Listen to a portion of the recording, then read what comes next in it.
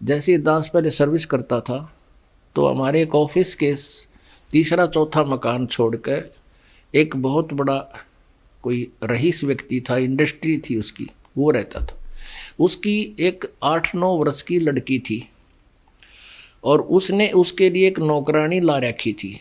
वो लड़की स्कूल जाती थी और स्कूल वहाँ से, उस लड़की का स्कूल ज़्यादा से ज़्यादा 2000 फुट होगा, यानी यहाँ से ये सड़क, इससे थोड़ा और आगे लगा लो 2-4 एकड़, 500-400 फुट और होगा।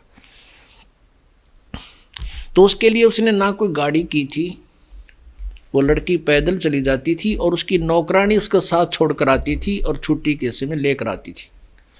दोपहर के समय गर्मियों में देखा एक छोटा सा छाता, वो उसकी नौकरानी तो धूप में और उस लड़की के ऊपर छोटे से छाते से वो छाया करके ले जाती और लाती थी। और अंदर फिर उसको कितनी सेवा करती होगी, उसके कपड़े धोने, पहनाने, ड्रेस बदलनी, उसके रोटी पानी खिलाने, सारा प्रकार के वो कार्य करती थी।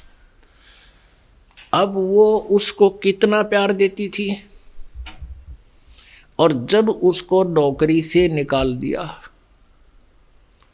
उसने मुड़कर देखा भी नहीं वह लड़की भूखी है कि प्यासी है, क्योंकि उसको पता था कि तेरी नहीं है।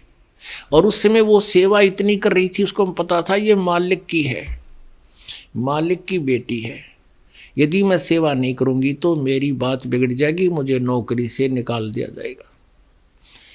ये सोचकर मालिक की बेटी समझ के वह इतनी सेवा कर रही थी, स्वयं धूप में और उसके ऊपर छाया। ऐसे ही आप जी ने ये बच्चे पोते पोती बेटा बेटी जो हैं, ये उस परमात्मा के मालिक के बच्चे हैं, और इनकी सेवा में यदि आप कमी छोड़ोगे तो आप दोषी हो जाओगे, इस दृष्टिकोण से।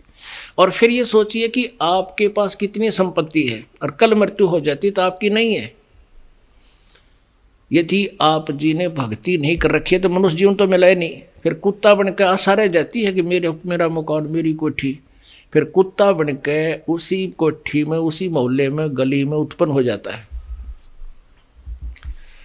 और जिस कोठी को बनाने में सारा जीवन लगा दिया, अब उसका उसमें प्रवेश भी निषेध है उस कुत्ते का, और बाहर गली में बैठा है उसकी छाया में बाहर। तो पुण्यात्माओं ये याद रखना,